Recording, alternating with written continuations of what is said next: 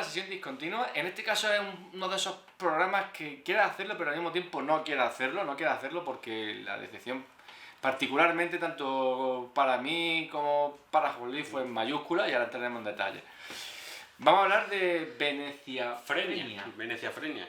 La última película, que no la última película de película como tal, sino la última película de estrenarse de la Iglesia, del grandísimo director vasco, que tiene una filmografía muy extensa y que venía de sorprender a prácticamente todo el mundo tras su paso por HBO con la magnífica 30 monedas. Una seriaza de mucho cuidado, de la que estamos deseando ya hincar ese diente a esa segunda temporada, en la que HBO creo que incluso le va a dar más libertad económica. Tiene pinta. Sí. Esperemos. Vamos a ver, por lo que apunta, porque esta temporada sí está compartiendo a las de la Iglesia mucho material gráfico, making of y demás. La cosa pinta muy bien, pero bueno, luego ya iremos viendo. Con que se mantenga como la primera, estamos contentos. Pero nosotros ahora lo que vamos a hablar es de esta última película que se ha estrenado bajo la producción también de él y... Sony Pictures, Amazon, bueno, ahí hay un montón de gente produciendo. Y la productora suya, Poughkeepsie Films, también está efectivamente por ahí. Que produce también con su esposa. Exactamente, Carolina Van, que la verdad es que ha demostrado un olfato como productora magnífico hasta ahora. Pero hasta ahora. Hombre, y después de esta esperemos que siga igual de bien. No, sí. Pero con Veneciafrenia... Bueno, Veneciafrenia partía o lo han querido vender o no han querido decir que era un homenaje al Yalio.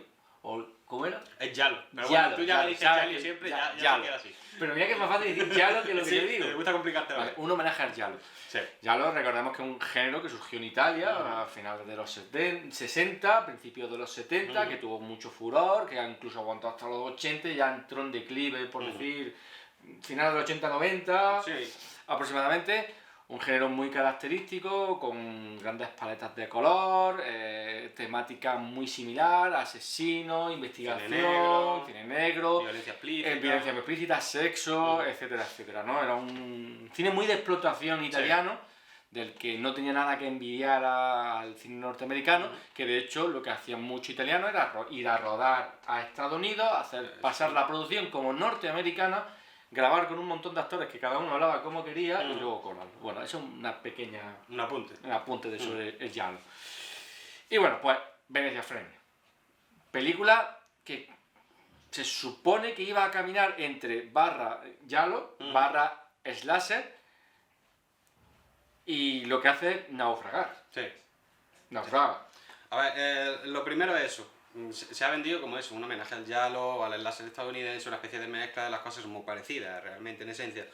Y tenemos unos títulos de crédito, como siempre con la de la Iglesia, que son magníficos. Es decir, lo estamos viendo y es eso, es un homenaje a los pósters del cine de terror italiano, muchos apuntes de Narciso Ibáñez Serrador, de Historias para no dormir, que posiblemente es una influencia más clara que el mismo Yalo. Y bueno, ahí apunta bien, tenemos un buen reparto, tenemos a Ingrid García Johnson, tenemos a Silvia Alonso, tenemos a Cosimo Fusco, tenemos a Goice Blanco, muy buen reparto, un reparto interesante, actores españoles e italianos, y un planteamiento que no está mal. Los turistas españoles que llegamos arrasando allá a Venecia y no somos muy bien recibidos. Una vez más, Chicho Ibáñez Serrador, ¿quién puede matar a un niño? Hay referencias. Pero luego, a la hora de entrar en arena, esas referencias ya desaparecen completamente y como el láser es que tampoco funciona porque no es un láser. Hay ciertos asesinatos que por estructura podrían adherirse a ese tipo de cine, pero tenemos el problema de que desde el principio la película es poco creíble desde un punto de vista argumental y luego pues desbarra muchísimo conforme va desarrollándose la trama. De hecho, por decirlo directamente, lo peor que tiene Veneciafrenia es el guión. Sí. De aquí a Lima. Es decir, a la Iglesia ya sabemos que es un realizador que coge la cámara y sabe muy bien dónde colocarla en cada escena.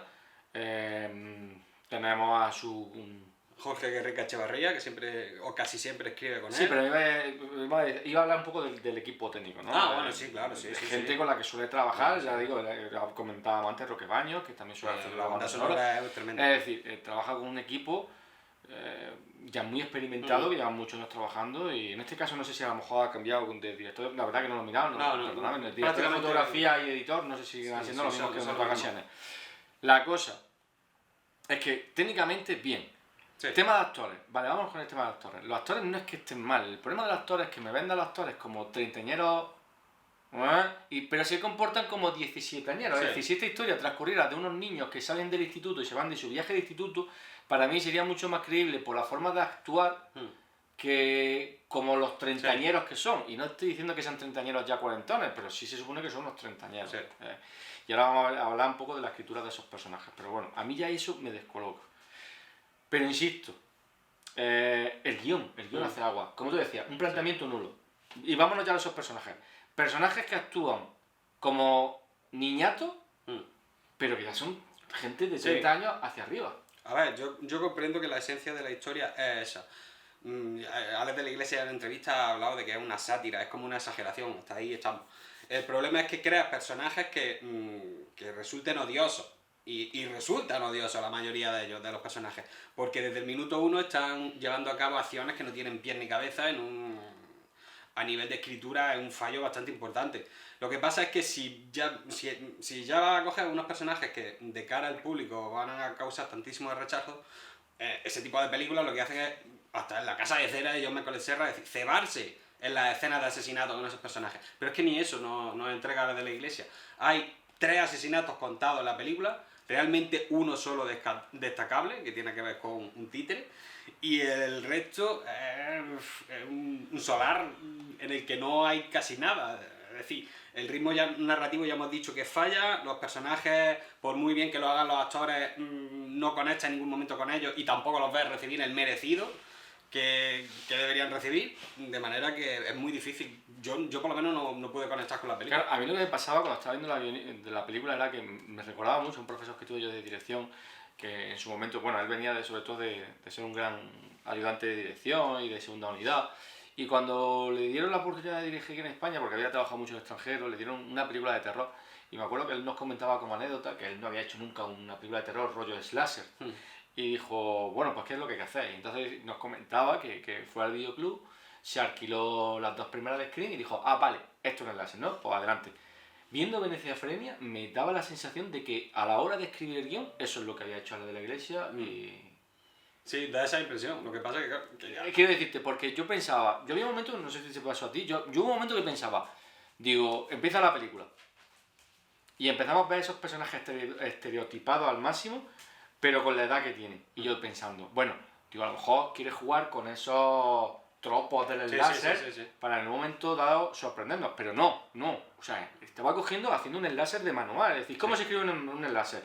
Personajes variopintos, sexo, fiesta, alcohol, se comportan con actitudes absurdas y ya está.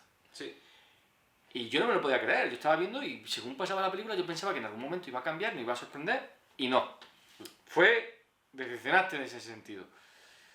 Pero es que luego ya no solo eran los personajes, sino cómo iba sucediendo la película. Es decir, iba dando situaciones que eran poco creíbles. Sí. Es decir, que eran más convenientes para la trama, porque es como cuando algo me es conveniente para la trama que realista. Eran más de casualidad que de causalidad. Y yo creo que la causalidad, causa-efecto, es lo que hay que mirar.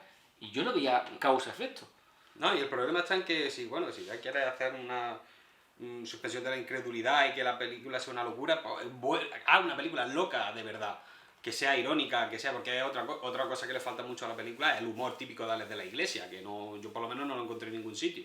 Y hay actrices capaces de hacer comedia que lo han demostrado ya, como Ingrid García Johnson o Silvia Alonso, pero no tiene ese tono de Alex de la Iglesia. Y luego ya, si ya vemos que el argumento es inverosímil, pues como muchas películas de Brian De Palma, visualmente con la puesta en escena el UCT, porque Alex de la Iglesia, ya lo ha comentado Juanjo, ya lo sabemos, a nivel técnico es uno de los mejores directores que tenemos aquí en España, pero es que en esta película tampoco destaca. Esta película la estrena sin decir que la dirige Alex de la Iglesia y pensamos que la ha dirigido pues, cualquier director español o europeo impersonal, totalmente. Sí, aparte te da la sensación de que es... o sea, lo peor que puedo decir yo es que una película del montón del catálogo de Netflix que tiene de terror. Es decir, que no me aportó nada diferente, no me aportó no hay nada en esa película que yo diga, me gustaría volver a verla, a no ser que sea para decir, intentar sacar algo positivo. Sí. Pero y ahora vamos con una serie de para mí lo que son preguntas sin respuestas con spoiler, que ya digo que hacen que el guión sea muy conveniente, porque por un lado tenemos la casualidad de que el primer personaje, que es el que desaparece entre comillas, aunque luego se supone que puedan justificarlo porque una persona que trabaja en el hotel donde están haya podido dar chivalazo, ¿no? Pero tenemos la casualidad de que uno de los personajes, que es el que no tiene redes sociales, el que no hay forma de tener una foto de él, se ha dejado el pasaporte, que luego eso fue una primera cosa que me llamó mucho la atención, porque Italia se supone que forma parte de la Unión Europea, con lo cual con tu DNI, si yo no me estoy equivocando, ponlo en comentarios, con tu DNI te vale. Es decir, vale, te ha olvidado el pasaporte, pero ¿y tu DNI? Nadie sale de viaje sin su DNI, es imposible. Vale que se te olvide el pasaporte, pero ¿y el DNI? ¿Dónde está el DNI? Eso por un lado. Luego, segundo, hay una serie de situaciones, nadie tiene una foto de él. Nadie tiene de verdad una foto de él. ¿En serio? En los móviles. Nadie, de todos los amigos, vale que no tengas por redes sociales, pero es muy raro que te contra de tu hermano. Hay un personaje que es de Indiana Jones, que es su hermano. Vale, no tiene una foto de él y necesita una foto de él. Llama a tus padres, dile, mira papá, mamá, te inventa una excusa, necesito una foto de... Sí. Pero no. Y luego tenemos una parte larga en la que están intentando demostrar, porque claro, es lo típico, ¿no? ¿Venía tu hermano? Ah, yo no sé si venía tu hermano. ¿Venía mi hermano? Pasarlos por locos. Yo pensaba que podían tirar por ahí, pero tampoco. Y se va como un rato de película intentando localizar a alguien que haya visto al hermano. No, pero yo no tengo... Cuando estaba el taxista... Sí, el de la góndola. El de la góndola, que lo vio. O sea, ¿por qué no fuiste directamente al taxista para que el taxista dijera, sí, efectivamente, había que un pardillo, que fue el que se cayó al agua, y ¿cómo voy a olvidar ese pardillo? Exactamente.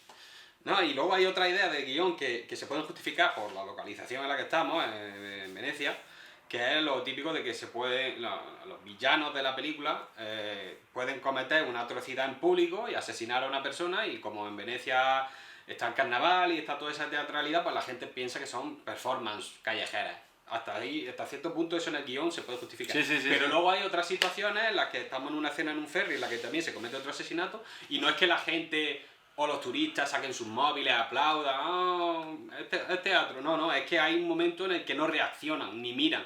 Y ya la película te está engañando en el sentido de que no sabes si todos los venecianos están conspirando contra esos turistas a los que odian, o es un fallo garrafal, porque una cosa es pensar que es teatro lo que se está llevando a cabo y otra cosa es no reaccionar. No sé, son licencias y de hecho luego hay una escena que ya es un asesinato en plena calle del día con un montón de gente, que sí, vale, que es un poco como una exageración de la realidad, pero aún así, aún siendo eso, es decir, para tú llegar a ciertos puntos de exageración, tú tienes que, lo que tú decías, ¿no? Tienes que crearme un mundo en el que todo vale. Pero no puedes jugar con la realidad y de repente meterte escenas que se sobresalen de la realidad, porque es que no me las creo. Entonces no puedo creer que yo maten a alguien delante de un montón de gente y siga pensando que es una performance. Hombre, llegará un momento en el que deje de creer que es una performance. Y bueno, luego llegamos a una especie, a un clímax final. Previo, hay un combate porque desaparecen los personajes. Hay otro personaje del que hay que mencionar, que es el novio de ella, que no aporta absolutamente nada a la trama solo para rellenar. Es decir, yo no concibo de que tú hagas un guión y de que tú metas a un personaje que no aporte nada a la trama, simplemente hueco. A mí eso no me entra en la cabeza. ¿Para qué hacer eso? Porque luego las escenas que tiene con Ingrid García Johnson, aparte de que son prácticamente vergonzosas por cómo transcurre de guión, a mí me dieron un poco de vergüencilla, porque no me aporta. ¿Por qué hace esto? Es decir, si a ese hombre lo cortas del montaje, no pasa absolutamente nada, no cambia nada. O sea, a ese hombre lo podríamos haber sustituido por una lámpara y no pasa nada.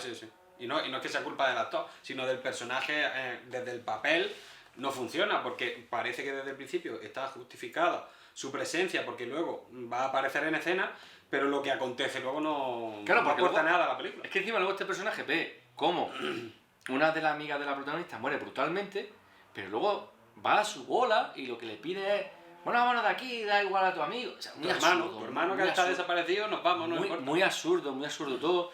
Luego tenemos una escena en la que como que el asesino le tiende una especie de emboscada. Bueno, luego todo esto hay que decir también que hay un trasfondo más profundo de una conspiración, etcétera, pero de eso no vamos a entrar en detalle, la verdad. Pero bueno, hay un asesino, van detrás del asesino, el asesino pierde una trampa, una especie de trampa ahí, con una trampilla, cae, convenientemente una caída pues de poca altitud, con agua, pues digamos hasta la cintura. Esa persona pierde en el agua, pierde la conciencia, tiene que bajar el personaje del protagonista, pero mientras tanto tenemos al otro personaje que ves como el asesino sube las escaleras. Y en ese momento hay un corte, pasamos a la escena en la situación de abajo con el italiano que se ha caído, y de repente tengo al otro personaje que estaba abajo que ha subido detrás del asesino. O sea, ha subido. ¿Por qué?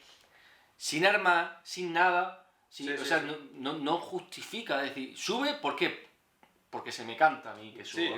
Porque me da la gana, porque me la quiero cargar y sube. O sea, con lo fácil que hubiese sido decir, no, mira, pues la asesina en vez de estar subiendo, está aquí abajo, la asusta y ella sube primero y el asesino va detrás. Ya está. No era tan difícil, era pensarlo un poco.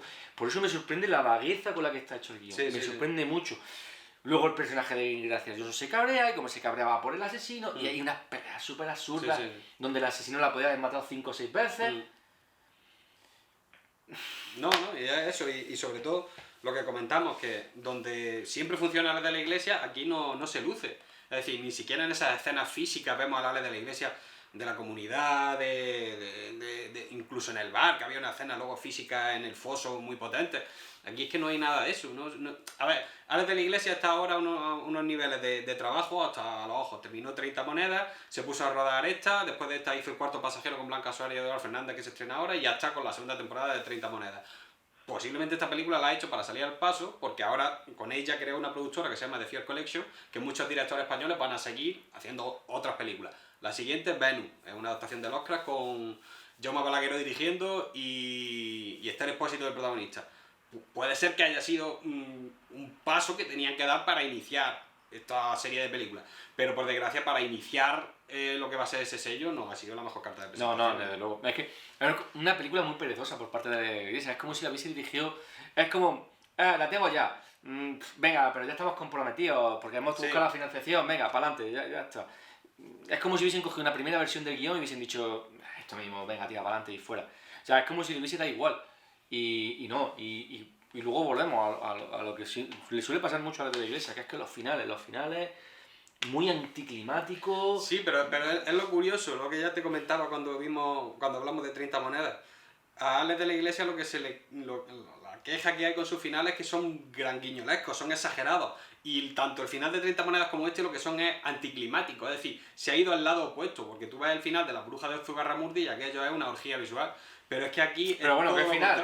Ojo, ¿qué final? El final de La bruja para mí acaba con ellos corriendo. No, yo hablo ya de la Venus gigantesca. Sí, yo para mí esa película acaba cuando ellos están corriendo y ahí corto. Porque lo que viene luego me da vergüenza. O sea, una de las cosas que más vergüenza ajena me han dado viendo una película jamás porque no lo entenderé. Entonces yo cuando veo Las brujas salen corriendo y corto. Y ya que mi imaginación haga el resto. Pero en la zona de la... Sí, el descampado ya al final, cuando están ya... No, pero yo me refiero a cuando se reúnen todas con que sale la bruja gigante. Sí. Eso sí, es muy exagerado. Claro. Por eso vengo a referirme de que eso es el Alex de la Iglesia más histriónico, más exagerado, que cuando dicen que se desmelena en los finales, y esto es todo lo contrario. Meleciafrenia es un final totalmente anticlimático, que hay una especie de antesala de algo que va a ser muy potente, tipo V de Vendetta, pero luego va a hacernos así y no... Yo al final aún sigo intentando comprender qué es lo que nos quería decir, porque hablan de dar la sangre para conservar, no sé, es una cosa que de verdad no entiendo, y ya lo digo con todos los respetos que se le puedan tener a la iglesia, con lo grandísimo director que es, y las muchísimas joyas que tiene también. Tiene cine muy potente, ha hecho cosas muy interesantes. Él hacía prácticamente un cine que cuando en los 90 aquí era muy difícil de ver de directores españoles. Quizás porque no se producía y él tuvo la suerte de lo que fuera, pero él hacía un cine muy diferente. Y ya digo, viene ilusionado de ver 30 monedas, viene a ver esta película con interés. ¿Sabes que algo huele a chamusquina cuando las críticas no han sido positivas en su estreno, en su pase en Sitges? Y a mí lo que me sorprende de verdad, y ojo, yo no digo yo no digo que no se tengan que sacar las cosas positivas de las películas, pero a mí me sorprende mucho críticas profesionales de medios alabando la película. Y yo sé que esto es una cuestión de opinión, una cuestión muy subjetiva, pero me sorprende que haya gente que esté hablando tan positivamente de esta película. Sí. Es una cosa que no entiendo. Cuando puedas tener, seguramente esa gente tendrá críticas de una película muy parecida y la hayan puesto a parir. Es decir, me parece mucho más interesante, pero de aquí a Lima, tanto en guión como puesta en escena, como en desarrollo, la última de Scream, que esta Venecia Frenia, pero muchísimo más. O sea, me parece una absoluta maravilla la última de Scream en comparación con Venecia Frenia, así te lo digo. Una maravilla, porque por lo menos hace metacine, se ríe de terror elevado, etcétera, etcétera. Pero es que esta Venecia Frenia, ya digo, no explota Venecia, no me quedo, es que no me puedo quedar con nada. Es que si tú me dices, ¿qué es lo mejor de la película? Más allá de la escena titiritesca. Sí, pues pocas cosas se pueden salvar. El diseño de los personajes venecianos, de los villanos, que es muy interesante. Lo que hemos dicho, hay un concepto de película ahí que podría funcionar muy bien, sobre todo con el subtexto que hay relacionado con los turistas. Puede hacer una película de turismofobia muy interesante. Una cosa, aunque a mí no me gusta, una cosa tipo Hostel de Eli Roth o algo así, pero es que tampoco tira por ese camino. La verdad es que salimos bastante decepcionados, decir. Y nada, ya con la ilusión de ver los últimos trabajos. Bueno, vamos, yo como siempre digo, esta es mi... A ver, si es verdad que es una película que me cuesta mucho recomendarla a la gente que vaya al cine a verla. Pero que la vean. Pero bueno. Que la vean porque mira, con lo mal que están los cines y lo mal que lo están pasando los estrenos aquí en España, que vayan a verla y a lo mejor opinen, y a lo mejor se unen a esa horda de gente que está diciendo que la película está muy bien y nosotros somos un reducto. Pero vamos, la verdad es que nosotros como fans de Alex de la Iglesia, de su cine y de prácticamente todo lo que ha hecho, es la primera vez que salimos bastante decepcionados. Y bueno, creo que podríamos alargarnos un poco más, pero en verdad sería más de lo mismo. Ya sería casi prácticamente hacer un análisis punto por punto de la película, y eso es más para un podcast que para el programa. Así que con esto yo creo que vamos a terminar. Ya digo, una decepción para mí bastante mayúscula. No mayúscula, ha sido mayúscula. Quizás por el hecho de venir del 30 moderna, no lo sé, quizás sea por eso. No, y porque nos gusta el cine de Alex de la Iglesia y esperábamos otra cosa. Sí, pero bueno, a lo mejor te viene también de tu trabajo anterior, que tampoco ha sido muy para allá, pues bueno, tú sabes que a lo mejor hay altibajos en la carrera de cualquier director. Y después ya decir, bueno, pues esta es la suya. Quiero decirte, John Carpenter pues también ha tenido su altibajo, sus películas muy buenas con sus películas en su momento que te gustan menos. A lo mejor con el tiempo pues la gente también dirá, mira, esta Venecia Frenia, una película menor, pero yo creo que diría que es la peor de Alex de la Iglesia. Posiblemente sí. Yo es que no recuerdo una película peor que esta.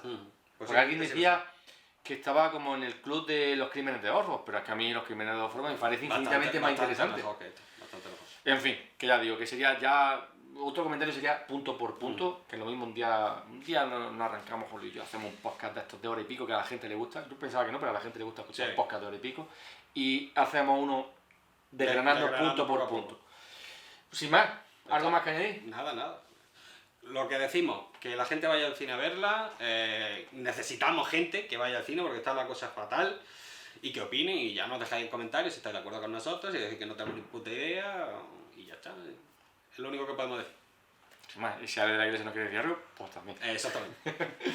Pues hasta aquí esta sesión discontinua dedicada a Venecia Frenia. Muchas gracias por vernos. Recordamos canal de YouTube, canal de Instagram, Twitter. Muchas gracias y hasta la próxima.